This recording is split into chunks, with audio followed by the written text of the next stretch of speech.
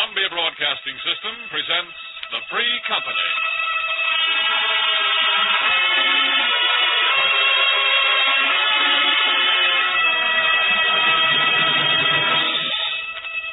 For what avail a plow or sail or land or life if freedom fail?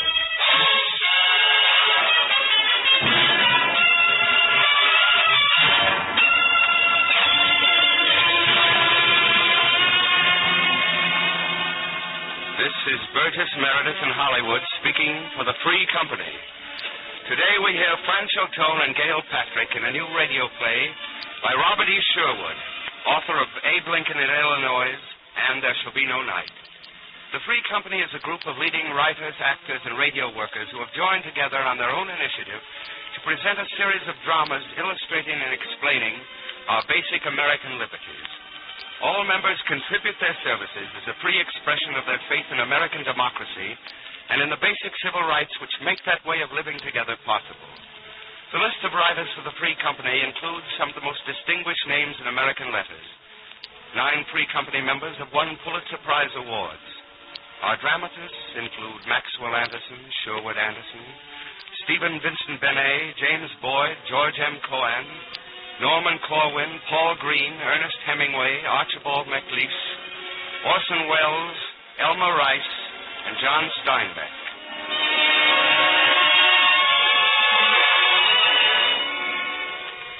Today, Robert E. Sherwood's play, An American Crusader, seeks to honor the memory of a man who fought against cruel odds for freedom of speech and for freedom of the press.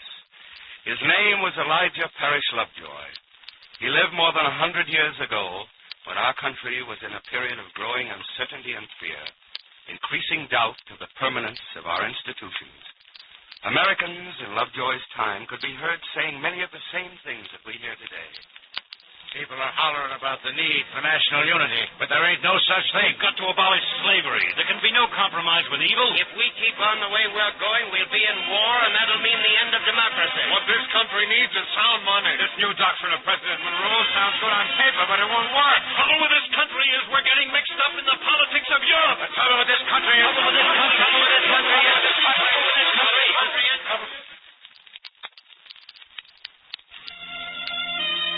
One of the greatest American voices was raised in an expression of faith at the dedication of the Bunker Hill Monument in Boston. It was the voice of Daniel Webster. If the true spark of religious and civil liberty be kindled, it will burn. Human agency cannot extinguish it. Like the earth's central fire, it may be smothered for a time. The ocean may overwhelm it. Mountains may press it down. But its inherent and unconquerable force will heave both the ocean and the land, and at some time or other, in some place or other, the volcano will break out and flame up to heaven. So spoke Daniel Webster, and his words burned into the soul of young Elijah Lovejoy, who had gone from his native Maine to the Theological Seminary in Princeton. A day before his graduation, he is called to the office of Dr. Guthrie, the Dean of the Center. Oh, Mr. Lovejoy, I'm glad to see you. Do sit down. Thank you, sir. I wanted to have a word with you before you leave us. I knew there would be no time in the midst of tomorrow's ceremonies. Of course, like all the others, you'll be glad to be out of this stuffy, scholastic atmosphere. I'll never stop being grateful to you, sir, for your kindness, your understanding. I hope you really mean that, Mr. Lovejoy. I shouldn't say it if I didn't mean it, Dr. Guthrie. No, I'm sure you wouldn't. I've observed that you're one who isn't afraid to speak his mind. I believe you'll make a great name for yourself as a minister of the gospel. Dr. Guthrie, I have a confession to make. I'm eager to hear it, Mr. Lovejoy. I'm not going to preach the gospel. At least not from the pulpit. But tomorrow you'll be ordained as a minister. You've been working hard for years to reach that goal. I know it, but there's a great battle going on.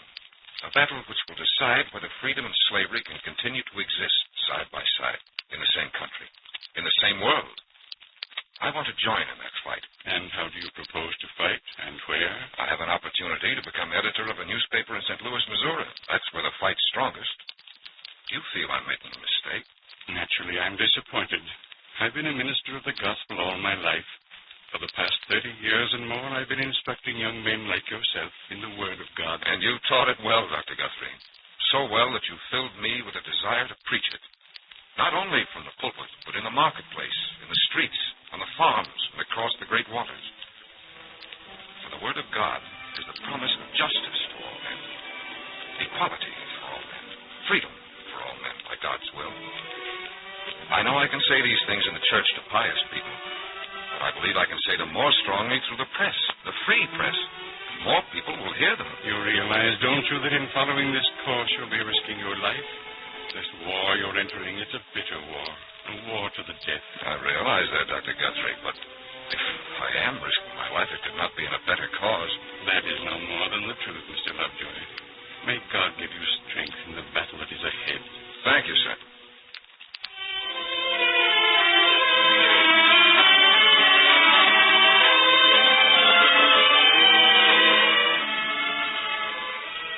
Elijah Lovejoy went to St. Louis.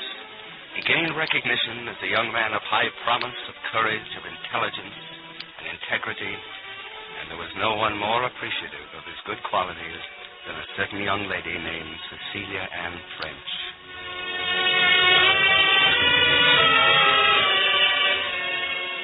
Good morning, sir. Good morning, miss. What can I do for you? We want a marriage license. Well, I suspected as much, seeing as this is the Marriage License Bureau. Name, please. Elijah Parrish Lovejoy. Date and place of birth. Albion, Maine, November 9th, 1802. And the lovely bride. Celia Ann French, born right here in St. Louis. You don't have to say when.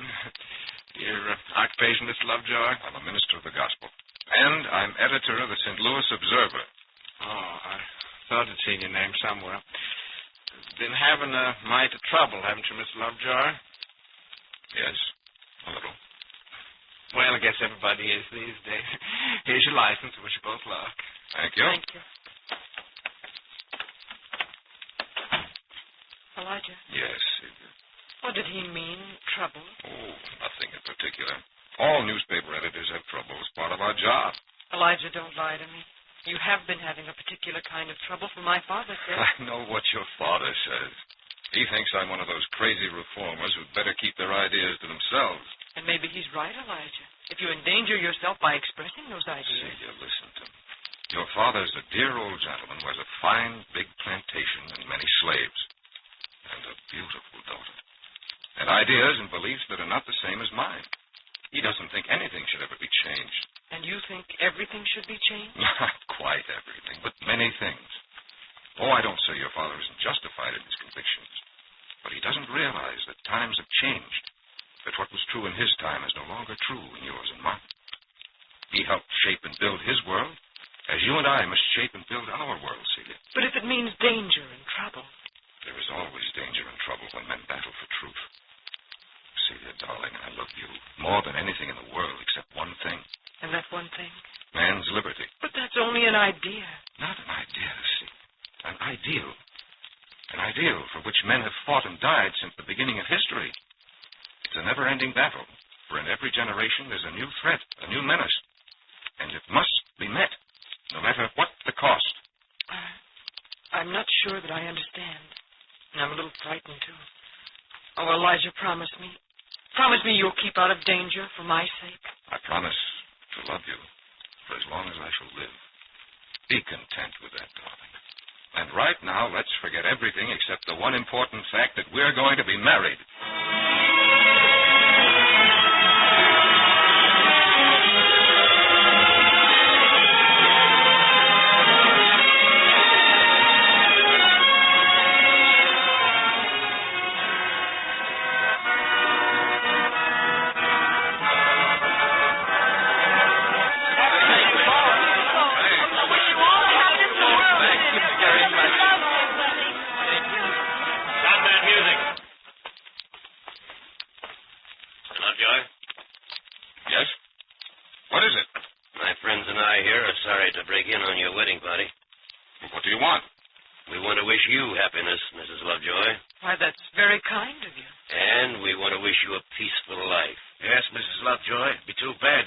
Young bride like you turned all of a sudden into a widow.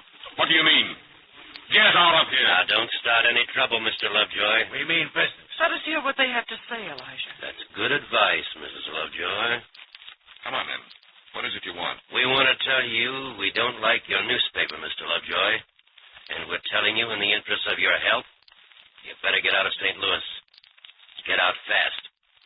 Move to some district where your opinions are more popular. Have I been printing anything that's false? We're not here to argue that point. We're telling you to get. We've given you fair warning, Mr. Lovejoy. That's all. Come on, boy. Oh, Elijah. I'm sorry this happened, though. Is this what you meant by the battle for truth? Yes.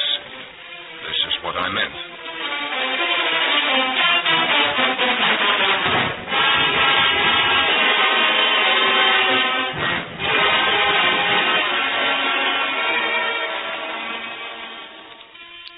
The country was becoming more seriously divided.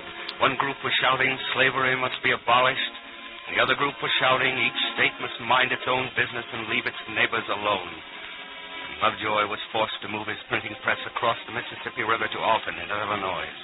There he and his bride set up housekeeping anew, and he started another newspaper. Look, darling, the first issue of the Alton Observer. Aren't you proud? You read it. Slavery is a crime against God and man. It is poison in the very lifeblood of human society. But, Elijah, you're saying the very same things that you said in St. Louis. Of course I am. They're the truth. But people don't want to hear the truth. Nonsense, Celia. Illinois is a free territory. It was the truth that set us free. It'll keep us free. It's all very well to fight for the truth, but not at the risk of losing your home and happiness and maybe your own life. I wish I could make you understand, Celia, that the truth for which I fight is worth all that risk. Once you see that, once you understand, then you'll not fear any longer. In a way, I understand. But it all seems so hopeless. You're only one man against a city. What good does it do to raise your voice? Who listens? When I was still in college, I heard Daniel Webster. I've never forgotten his words. They burned into my very soul. He said,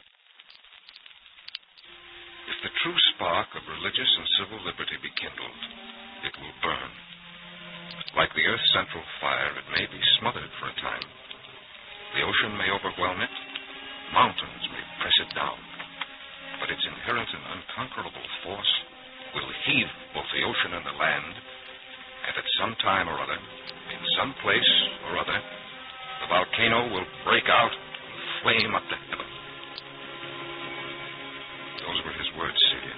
I don't want to have it said they were spoken in vain. That's why, even though mine's the only voice in all this territory, it must be raised to keep alive that spark of liberty. The risk, Elijah. I'm going to fight them to the end, Celia. I'm determined.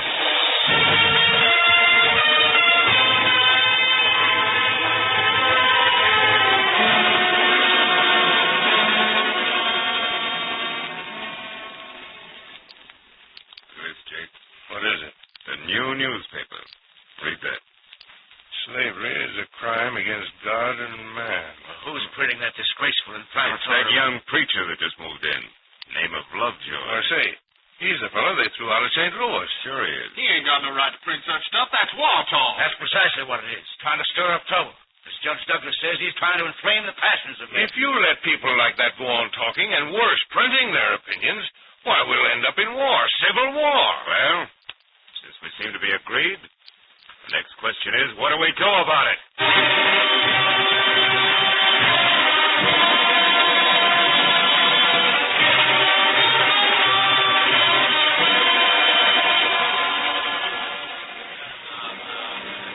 Elijah, look. There's a mob of men coming up to the house. Men with torches. Oh, darling, I'm frightened. There's no need to be, Celia. What are you going to do? I'll go out to talk to them. Elijah. I'll be all right, my dear. Well, gentlemen, You just come to call, Mr. Lovejoy. To tell you won't be needing to go down to your newspaper office tomorrow. Because the newspaper ain't any good without a printing press.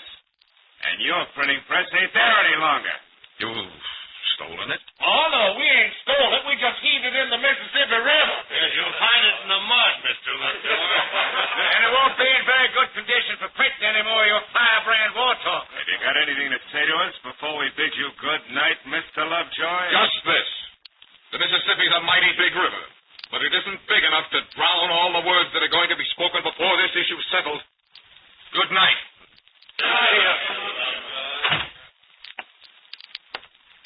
You're all right, Elijah? Yes, dear, I'm all right. But I'm silenced. Oh, you should have listened to your father, Celia. Never married a crazy reformer with no gift for anything but antagonizing people. Will we have to leave Alton now? I don't know. I don't know where we could go or what we could do. We haven't any money left. Does it matter, darling? Yes, it does matter. We can't let them beat us this way. But what's the use of going on, Elijah? Yours is only one voice crying in the wilderness. All the more reason why my voice must be heard then. For surely somewhere, somehow, somebody will hear. The ocean may overwhelm it. Mountains may press it down. But its inherent and unconquerable force will heave the ocean land.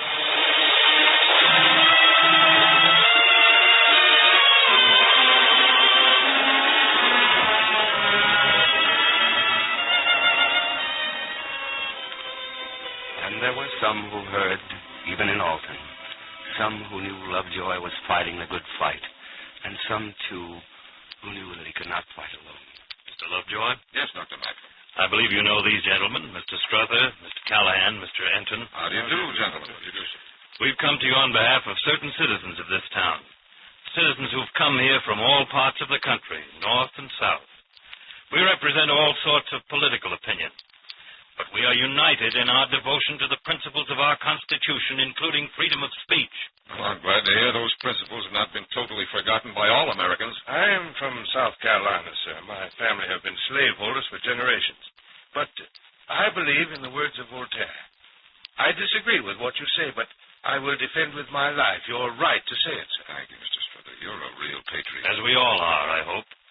We've taken up a collection sufficient to buy you a new printing press, Mr. Lovejoy. We wish you to resume publication of your paper. And if that scalawag mob comes around again, call on us. We'll help you fight them. Are you ready to fight for freedom, Mr. Callahan? I'm an American of Irish descent, Mr. Lovejoy. Need I say more? No, you say no more, or any of you.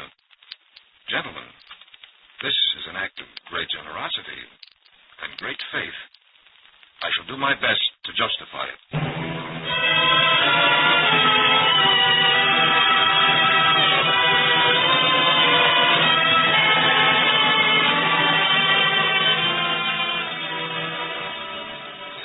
Once more, the Alton Observer printed its attacks on slavery and intolerance. But the mob was strong, and again the Crusader Lovejoy was attacked and his press destroyed. He set up a new press in a warehouse in Alton. An armed guard of volunteers assembled to defend the building on the night of November 7th, 1837. I suppose it's useless for me to ask you, beg you, please don't go down there. Oh, I have to go, my darling. I've got to get the paper out. They'll try to kill you, you know that. Yes, I know it. But I also know that they can't kill what I stand for. All over the country, the Friends of Freedom are interested in this fight. We can't surrender now. What satisfaction will it be for me, knowing that your ideals live on while you... Darling, there are certain things that are more important than our own lives. The things which make our own lives worth living. I'm no hero. I'm just an ordinary person who believes that there's no point in being an American. There's no point in being a man unless this country lives in freedom. If I denied that belief, I wouldn't deserve to be your husband. You know it. There'd be no happiness, no peace for either of us. All right, Elijah. If that's what you believe, then I can't change you. But I'm going with you. No, Celia, you can't. Wherever you are, I want to be. I've made this fight against your wishes, against your better judgment, yet you've stood by me no matter what you felt or what you believed. But I can't let you do this. The risk's too great, Celia. No matter what the risk, no matter what I believe, a wife's place is by her husband's side, and that's where I intend to be. I'm going with you, Elijah, and nothing you can say can stop me. I'm determined too, Elijah.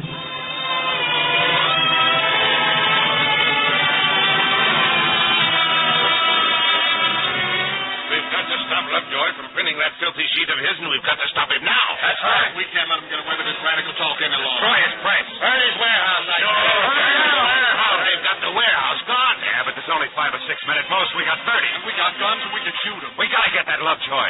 We gotta prove to him that guns are what talk. They talk louder than words. Guns will stop his word. Yeah, that's it. Kill Lovejoy. That's the only way to stop him. Kill Lovejoy. Then you're with me, men. Show me with you. This war talk is being heard all over the country. He's getting people inflamed and excited everywhere. There's only one way. Kill him and silence him once and for all. All right. Do we do it now, or do we let Lovejoy go on printing his rotten paper? But do it now.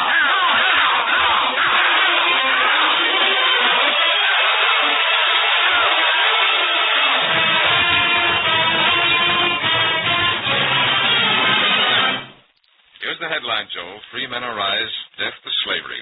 And the subhead, our forefathers fought for liberty, so must we. If we print that, Mr. Lovejoy, this press will go into the river like all the others. Just the same. Go ahead and print it. Where's the rest of that copy, Celia? Right here, darling. Ready, Joe? Sure, Mr. Lovejoy. All right, let's get on with the editorial. The Declaration of Independence. Lovejoy! Yes, Lovejoy. There's a mob of men out there. They're armed in this surrounding the warehouse. What should we do? Lovejoy, we want you to come out of there. We're holding our fire for 1 minute. If you ain't out by then, we're coming in. Elijah. Oh, Celia, I should never have let you come. Now I've no choice but to yield. Not because of me. Yes, Celia, those men out there are desperate men. They have guns. They mean to use them. Your life's in danger here. That's all my fault.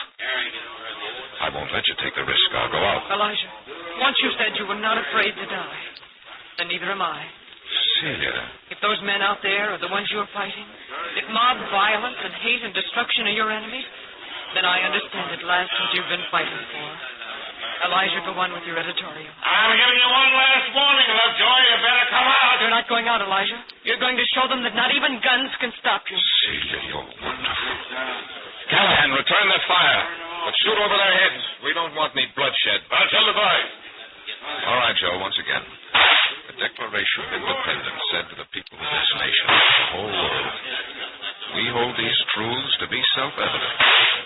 All men are created equal. They are endowed by their Creator. Life, liberty. They can't shoot. They haven't hit one of us yet. Hey, you! Gus! Bill, Lem! Get around there behind that warehouse and heave in some of them flaming faggots. Send it afire. You bet, Jake. And the rest of you keep shooting tight. Final word of that declaration.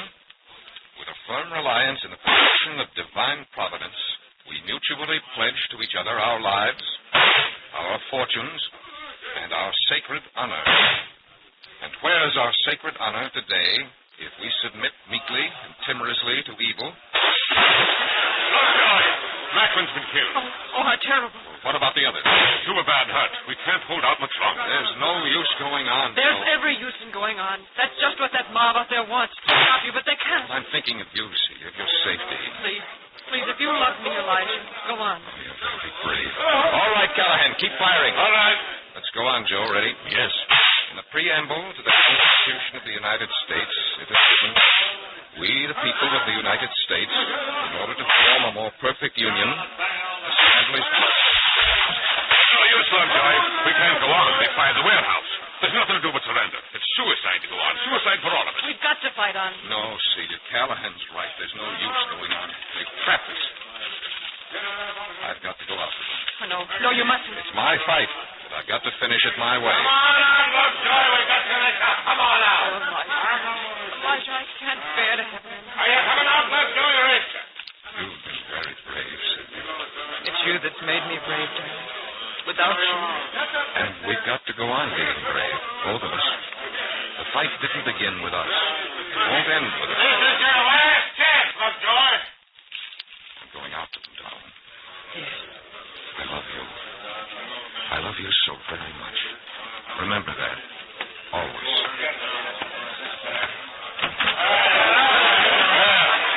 It's about time, Lovejoy. There's no use continuing your useless murder, gentlemen. You succeeded. You bet we've succeeded, and that ain't all. Once again, you've succeeded in suppressing freedom of speech. Oh, what's that? We thought you'd learned your lesson, Lovejoy, but I guess you're slow to learn. Big bullets to learn here. We've gone on and on with your war talk. Now we're going to put an end to it once and for all. Do you really believe that guns can suppress freedom of speech? We can certainly suppress you, and that's all we're after. If you believe that in suppressing me you suppress the beliefs and the ideals for which I stand, then I pity your ignorance.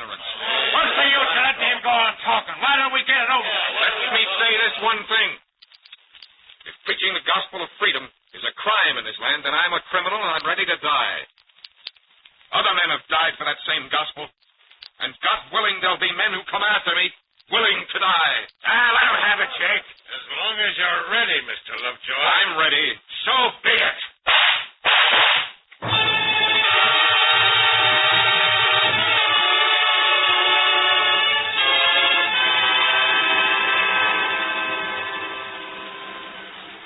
So died the Reverend Elijah Parrish Lovejoy.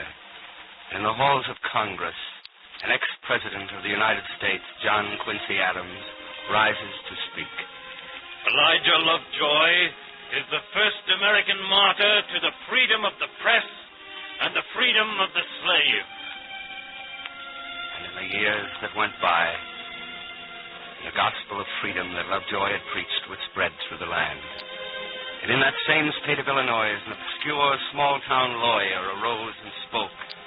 That he was a future president of the United States, and his name was Abraham Lincoln, and he fired the imaginations of men with these immortal words. If we could first know where we are and whither we are tending, we could better judge what to do and how to do it.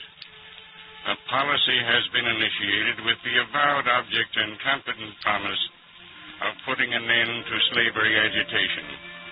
Under that policy, that agitation has not only not ceased, but has constantly augmented.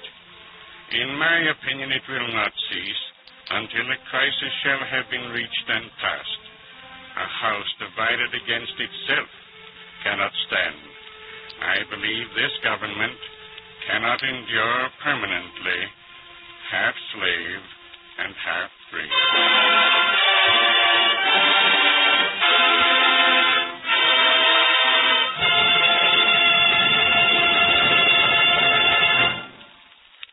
As Elijah Lovejoy gave his life for freedom, so did Abraham Lincoln give his life for freedom. The Union was saved, and this nation did endure, all free. Today, the freedom Lovejoy fought for, freedom of the press, is increasingly denied as the enemies of all human liberty march to victory after victory.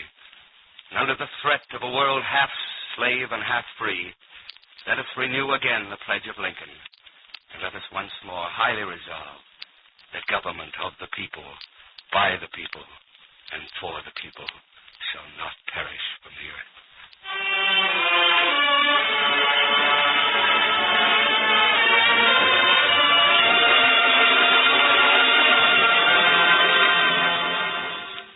Franchot and Gail Patrick, soon to be seen in MGM's Love Crazy, as well as the author of today's drama, Robert E. Sherwood, joined the Free Company under chairmanship of James Boyd, contributing their services without payment.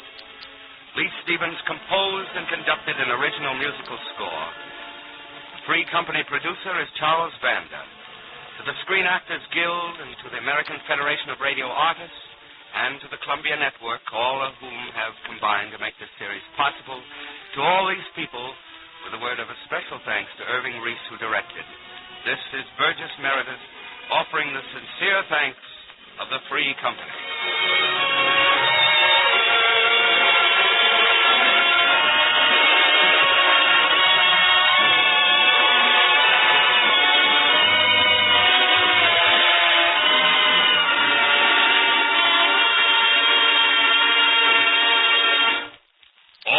Enjoyed Mr. Sherwood's play this afternoon will be glad to know that a complete copy of the broadcast has been printed for distribution to listeners. For 10 cents, the cost of printing and mailing, you may receive your copy. Write to the Free Company in care of the Columbia Broadcasting System, New York City. Copies of subsequent Free Company plays will be made available each week as the series goes on.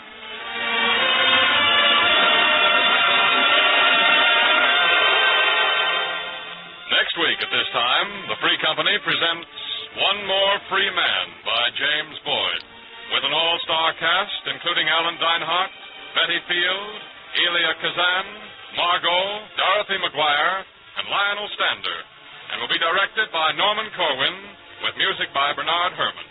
This is the Columbia Broadcasting System.